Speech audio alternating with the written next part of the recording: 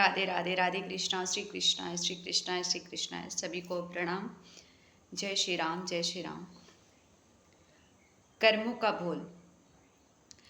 कर्म छोटा नहीं, बड़ा नहीं, कुछ नहीं देखता, और कर्मों का फल सभी को मिलता ही मिलता है। यह निश्चित है, यह प्राकृतिक नियम है। कोई इससे ना बचा है, ना बच पाएगा और ना बच सकता है, क्योंकि अपने हाथ से बोया हुआ चीज़ स्वयं को काटना, स्वयं खाना पड़ता है। यदि हम कर्मों का फल की तरफ देखें तो हम आपको थोड़ा सा पीछे, थोड़ा क्या ज़्यादा ही, हम कृष्ण के उस महाभारत के युद्ध में ले चलते हैं। अब वहाँ पे सभी के कर्मों को देखते हैं, चाहे वह दुशासन हुए, दुर्योधन हुए, कर्ण हुए, पितामह भीष्म हुए, या फिर धृतराष्ट्र हुए। सभी लोग अपने अपने कर्मों के हिसाब से सबने अपने दंड भोग को भोगा। दुशासन और दुर्योधन ने दोनों ने ही स्त्री का अपमान किया। एक ने जांग को थपथपाया नारी को बैठाने के लिए, तो एक ने नारी का चीर हरण कर दिया बाल घसीटते हुए और छाती थपथपाई। तो उसी तरह से दोनों की मृत्यु भी हुई। एक की जांघ चीर दी गई, तो एक की छाती चिट गई। पितामह भीष्म ने भी भरी सभा में नारी का अपमान होते हुए देखने के बावजूद भी चुप होकर बैठे रहे। उन्होंने अपनी प्रतिज्ञा का मान रखा, कौरवों को जो दिया था, और इसके वजह से उनके अपने चारों पीढ़ियों का अंत अपने आंखों से देखना पड़ा। जो सही बताए तो किसी भी माता पिता के लिए या किसी अपनों के लिए ये बड़ा ही असहनीय वाला दर्द है। धृतराष्ट्र ने भी एक अपने न्यायाधीश में, अपने सभा में एक नारी का अपमान होते हुए देखा, उसके चीरहरण को देखा, और उसको यह दंड हुआ कि वह अपने सभी पुत्रों को कंधा देना पड़ा। कर्ण ने भी यही गलती किया कि नारी का अपमान हो रहा था और वह तब भी उसमें अपने गलत होने के बाद भी अपने अपने मित्र का समर्थन किया। असहजता ही प्रशंसा किया, जिसके कारण उनको भी असहज होकर उनकी मृत्यु हुई। अर्थात हमारे मरने का कारण भी हम ही सुनिश्चित करते हैं। ये सारी चीज़ें देखने के बाद यही लगता है कि ये सारी चीज़ें हम स्वयं अपने मृत्यु का, अपने जीवन का, आने वाला कल और हर एक चीज़ का हम स्वयं ही निर्माण करते हैं। ईश्वर बस उस पथ को आगे करते हैं, अग्रसर करते हैं। अब हम भूल चूक कहाँ करते हैं कि हम ध्यान नहीं देते हैं। हमें लगता है कि जो हम कर रहे हैं सर्वत्र अच्छा है, पर ऐसा नहीं।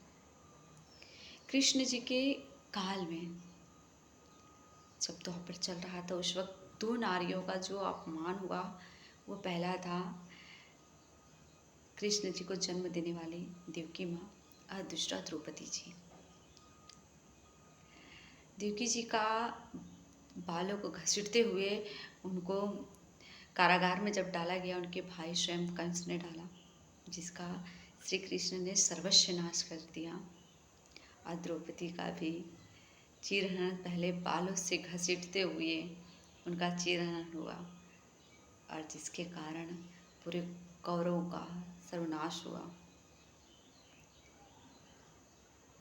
अर्थात कहने का बस ये तात्पर्य कि नारी का जब जब अपमान हुआ है और जिसने किया है, वह सभी का सर्वनाश होना ही होना है। वस्त्र उतार देना बड़ा ही सस्ता लगता है, पर अपने जीवन की सभी मर्यादाओं को, सभी पुण्य को, आप सब कुछ, सारे पाप को, अपने पुण्य को सब खत्म कर देते हैं। और पाप इतना चरम सीमा हो जाता है कि अंत ऐसा होता है कि अंत भी, अपने आप को मृत्यु भी देखकर खुद को काँप जाए। आज जो हमारी इस संसार की चीज़ें हो रही है ना, कहीं न कहीं इसका कारण भी यही है। बस ये है कि किसी को गलत कोई नहीं लगता। जब एक नारी के सम्मान के लिए महाभारत हुआ, एक नारी के सम्मान के लिए कई कुलों का नाश हो सकता है। समझ लीजिए, श्री कृष्ण ने अस्त्र तो नहीं उठाया, लेकिन हाँ, बिना अस्त्र उठाए ही सारी जो भी घटनाएं थी सबको क्रमबद्ध किया।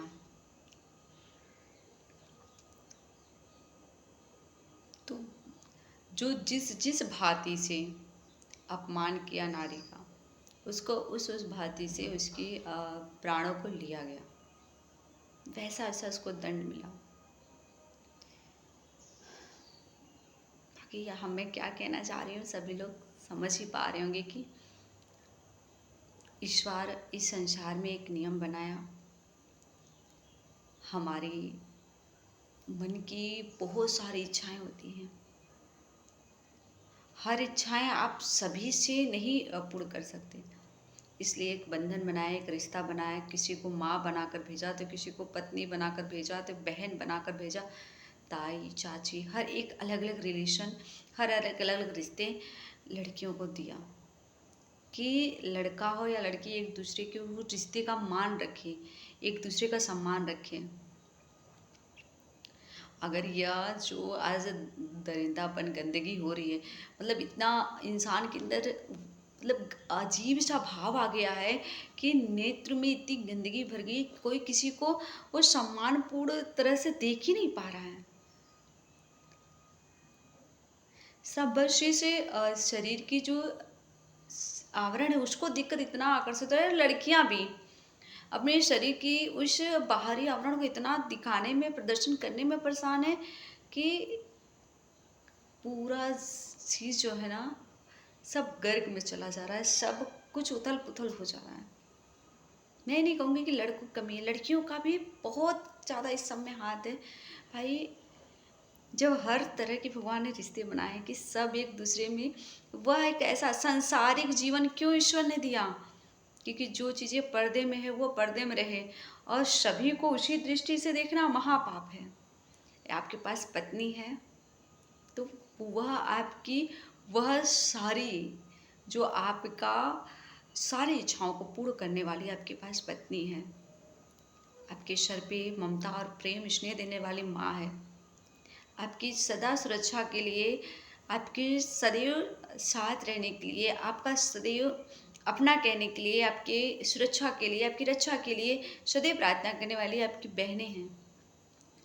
जब सारे रिश्ते ईश्वर ने दिए तो फिर सब रिश्तों के लिए तो नहीं पगला रहा है ना, लेकिन एक ही रिश्ते के लिए जो क्षण भर के आनंद के लिए व्यक्ति अपना जीवन पूर्णतः खत्म कर दे रहा है, अपना के साथ साथ अपना पूरा कुल भी उसमें संकट में डाल दे रहा है। मेरी बातें शायद अच्छी ना लगे, लेकिन मैं बस वह बातें आप लोगों से शेयर करना चाहती हूँ जो आजकल हो रहा है। देखने का, सोचने का भाव बदलना चाहिए। सबको एक ही दृष्टि से क्यों देखना। मैं नहीं कह रही कि सब सही हो जाए, लेकिन सब गलत भी ना हुई है। भाव बड़ा ही प्रभाव डालता है जीवन में, आपके जीवन में, साथ साथ आपके अपनों के साथ, आपके जिस समाज में रह रहे हैं उस पर भी बहुत असर डालता है। नारी बस उसके लिए ही नहीं बनी है जिस भाव से सब लोग, या लड़कियां जिस भाव से अपने आप को प्रदर्शित करें इसलिए नहीं बनी है। मर्यादा है तो कहीं संस्कार हैं, तो कहीं मान है, तो किसी की अभिमान है। तो लड़कियां भी अपने मान को, अपने अभिमान को, अपने गौरव को बनाए रखें, और उसी प्रकार से हर एक पुरुष, क्योंकि अगर हम सच में चाहते हैं हमारी संस्कृति, हमारा समाज अच्छा रहे, हम दूसरों को तो एकदम घूर घूर कर लड़का लड़की देखते हैं, लेकिन अपना बच्चा हो तो लड़का लड़की दोनों ये चाहते हैं कि बहुत अच्छा संस्कार मिले। भाई वही उपजेगा जो हमने चाहा है। एक बड़ी अच्छी लाइन एक जगह लिखी थी कि आपके अगर किसी ज़मीन अच्छा हो, फसल अच्छी डाली हो, लेकिन पानी यदि खारा हो ना, तो फसल वो फूल उसमें खिलेगा नहीं। ठीक उसी प्रकार है, आप अच्छे हैं, आपके कर्म भी अच्छे हो सकते हैं, पर यदि आपके शब्द अच्छे नहीं है ना, तो आपका सारा कर्म शून्य हो जाएगा। इसलिए शब्द, हाव भाव, विचारों को शुद्ध रखिए। हर मेरी बाणी से यदि किसी को थोड़ा भी ठेस पहुँचे तो उसके लिए क्षमा चाहते हैं कि बस मेरा अपना विचार है जो मैं आप सभी से साझा करती हूँ। और आप सभी का क्या विचार है, क्या राय रखते हैं, ज़रूर बताइएगा। सभी को जय शिव शंभू, जय बाबा विश्वनाथ की। बाबा की कृपा सदा सभी बनी रहे, और ये कृपा पाने के लिए उस ईश्वर का नाम सदैव अपने हृदय में निरंतर लेते रहना चाहिए। तो हर हर महादेव, राधे राधे राधे कृष्ण।